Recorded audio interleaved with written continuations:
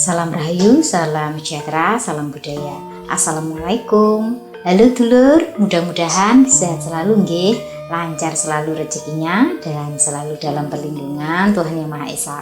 Amin. Dulur, tayangan kali ini kita membahas mengenai soal cakra nggih. Jadi mengenal cakra dalam tubuh sebagai kunci keharmonisan antara tubuh, pikiran, dan jiwa.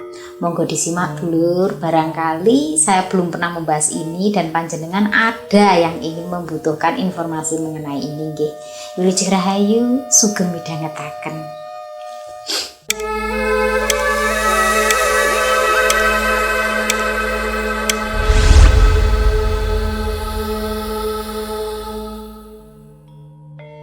Dulur, saya membahas mengenai cakra ini tidak secara spesifik nggih. Ya supaya panjenengan itu yang belum tahu sedikit-sedikit bisa jadi tahu. Nanti bisa bersambung di video-video saya yang mungkin yang lalu-lalu itu juga pernah ada sedikit menyinggung atau membahasnya. Nah, ini mengenai dasarnya nggih, jenengan ben tahu gitu loh ya, bahwa manusia itu bukan hanya makhluk fisik saja dulur, tetapi juga energi. Nah, cakra itu berfungsi seperti pusat kendali yang mempengaruhi kondisi emosional, kesehatan, dan juga kesadaran spiritual kita. Dulur, bicara tentang cakra. Cakra itu apa toh? Cakra itu pusaran dulur. Jadi pusat energi dalam tubuh manusia. Nah, cakra dalam konteks spiritual Jawa itu sering disebut sebagai pancer, rasa, cipta, atau kawula Gusti. Tergantung aliran dan pendekatannya gitu lur, ke kejawen atau ke kebatinan ataupun ke ilmu kanuragan. Nah, cakra-cakra itu sendiri dalam tubuh menurut spiritualitas Jawa itu ada 6 dulur. Yang pertama, cakra dasar atau mulat sariro. Letaknya ini ada di sekitaran tulang ekor ya. Jadi tulang belakang paling dasar. Lah ini berhubungan dengan daya kehidupan, insting bertahan hidup, dan juga energi awal. Lah fungsinya apa? Fungsinya sebagai sumber kekuatan hidup dan energi dasar. Jadi ini adalah tempat dimulainya kesadaran diri dulur. Nah, dalam ajaran Jawa ini artinya kita harus ingat asal usul kita dan tidak lupa diri. Lalu yang kedua, cakra pusar ya, puser atau perut. Letaknya ini di sekitaran perut. Fungsinya itu untuk mengatur nafsu, keinginan, dan semangat. Kalau tidak dikendalikan dulur, maka bisa membuat kita dikuasai hawa nafsu. Tapi kalau kita bisa mengendalikannya, maka kita akan menjadi pribadi yang tenang dan juga kuat. Lalu yang ketiga, ini cakra jantung atau cakra rasa. Letaknya ini di tengah dada dulur. Fungsinya untuk apa? Sebagai pusat rasa dan kebatinan. Dalam ilmu Jawa dulur, jantung itu adalah pusat rasa sejati, di mana rasa yang bersumber dari hati nurani. Nah, bagaimana mengolah rasa untuk mengaktifkan cakra rasa ini ya, cakra jantung, yaitu dengan laku prihatin, tirakat, dan pengendalian ego untuk bisa mendekatkan diri kepada Sang Pencipta. Kemudian yang keempat ini cakra tenggorokan, cakra suara gitu loh. Letaknya ya di tenggak, ini tenggorokan. Fungsinya ini adalah untuk pusat komunikasi dan kejujuran. Dalam budaya Jawa dulur, ini diyakini bisa membawa berkah ataupun bencana. Cakra tenggorokan ini yang menentukan diri sendiri, apa yang keluar ini bisa menjadi berkah atau bisa menjadi bencana. Tergantung manusianya, bagaimana dia mengolahnya. Mula ning Jawa kuwi ana istilah ajining diri saka lati. Jadi harga diri seseorang itu tergantung dari ucapannya. Ucapan yang seperti apa? Ucapan yang bagaimana? Ucapan yang baik adalah ucapan yang tidak membuat orang lain sakit hati secara personal. Ketika berbicara dengan lawan bicaranya, itu bisa menahan diri dari perkataan yang bisa menyakiti hatinya. Kalau seseorang berbicaranya itu mikir, artinya mau berbicara itu kira-kira yang aku katakan ini nanti bisa menyakiti hati orang lain ndak ya? Bisa berpikir demikian, maka orang tersebut itu akan dihargai oleh orang lain. Tetapi kalau bicaranya ini nggak mikir perasaan orang lain, asal nyeplos seenaknya sendiri, maka dianggap sebagai orang yang nggak ada isinya. Pada akhirnya dianggap sebagai orang yang ngapunten bodoh. Kenapa? Karena bicaranya saja tidak bisa dijaga, apalagi perilakunya. Tapi lek zaman saiki saya rasa kok banyak gitu lur. Tidak peduli pendidikannya tinggi, terkadang itu kalau ngomong itu nyelowekit, nggak mikir, nggak bisa menggunakan kata-kata yang halus untuk mengkritik seseorang, nggak bisa membedakan mana kritikan yang membangun, mana kata-kata yang menjatuhkan. Miris sekali, dulur. Yang mana orang yang berpendidikan harusnya sepaket dengan adab, tetapi saat ini adab itu di negara kita sungguh memprihatinkan, dulur. Kalau orang pintar itu banyak sekali orang pintar, tetapi untuk moral dan akhlaknya itu sungguh-sungguh sangat miris. Tidak percaya?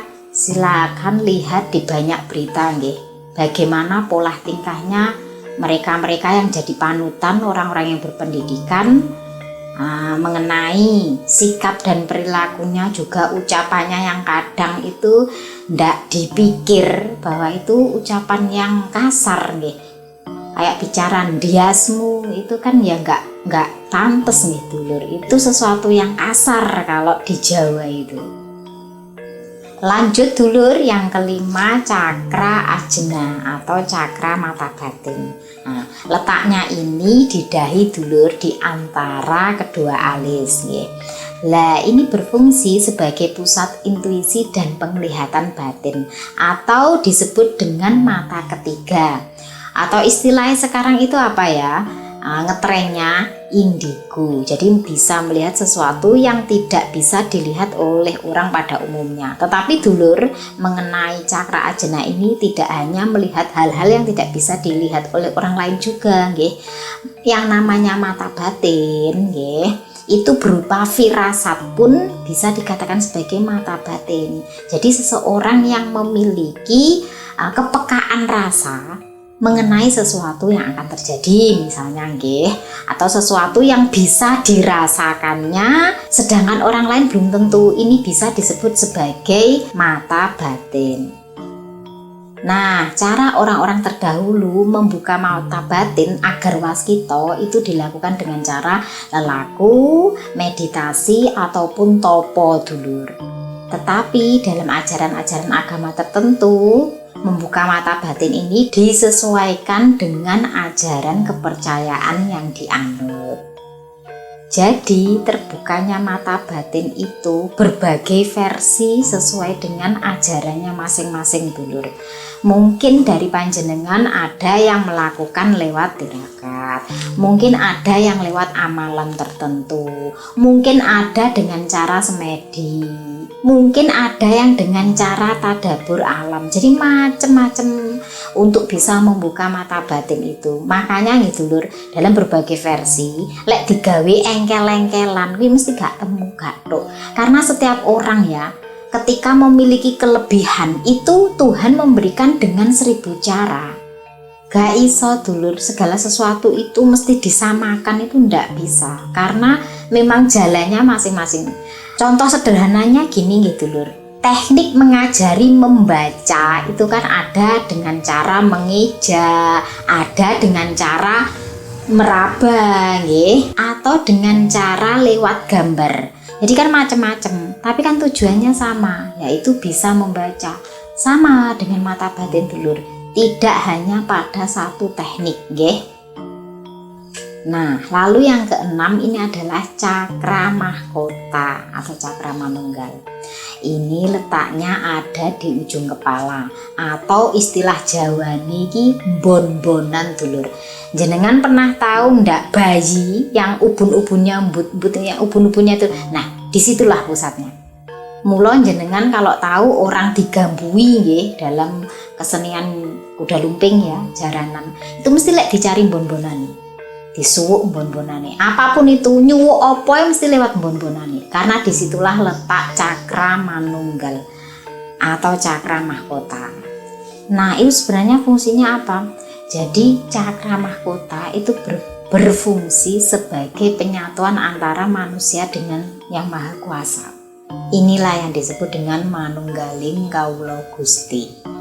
Dan puncak spiritualitas Jawa itu nggih dulur, adalah penyatuan batin dengan Tuhan dalam kesadaran penuh tanpa keakuan atau ego. Lah, semua cakra ini saling terhubung dulur. Kalau salah satu saja terganggu, nah ini contohnya seperti stres, marah, atau banyak keinginan. Ini energi di dalam tubuh itu bisa jadi tidak seimbang. Nah, ini bisa jadi mengakibatkan mudah marah, gelisah, maupun bikin sakit. Nah ini loh dulur yang bikin tidak harmonis dalam keseimbangan tubuh itu. Jadi kalau panjenengan bisa mengenali cakra dalam tubuh bisa menyeimbangkannya, maka ketika panjenengan mengalami masalah kejiwaan ataupun kesehatan, panjenengan tahu sendiri obatnya. Panjenengan bisa menyembuhkannya sendiri. Karena apa? Karena panjenengan bisa mengenali dan mengendalikannya. Berbeda kalau tidak tahu. Dan ini bagian dari mengenali jati diri loh dulur. Jadi untuk menciptakan surga itu sebenarnya ada pada diri kita sendiri. Tidak bergantung pada orang lain sebenarnya dulur. Tapi memang tidak gampang. Ini omong penak, secara teori mesti penak, iya. Tetapi memang merasakan itu butuh belajar, terus meningkatkan diri, saidik-idik memperbaiki diri, langsung ceret gak iso. Butuh ketelatenan. Tidak ada yang instan dulur. Enek bunga mekar dalam satu malam itu tidak ada. Semua butuh proses. Aku ngomong ini memang jenenge teori dulur. Banyak yang mengatakan itu cuma teori, betul sekali. Tetapi untuk bisa berbicara seperti ini, saya juga harus tahu rasanya, harus ngalami, supaya apa yang saya sampaikan ini tidak sekedar kata-kata, tetapi juga bisa tembus ke sanubari panjenengan. Dan di sini saya tidak merasa sebagai orang yang bisa, dulur. Sama, saya sama jenengan itu sama saja. Kita sama-sama belajar, belajar mengenali diri, belajar mengendalikan diri, dan belajar meningkatkan spiritualitas dalam diri. Saya Fitri Ika, salam rahayu.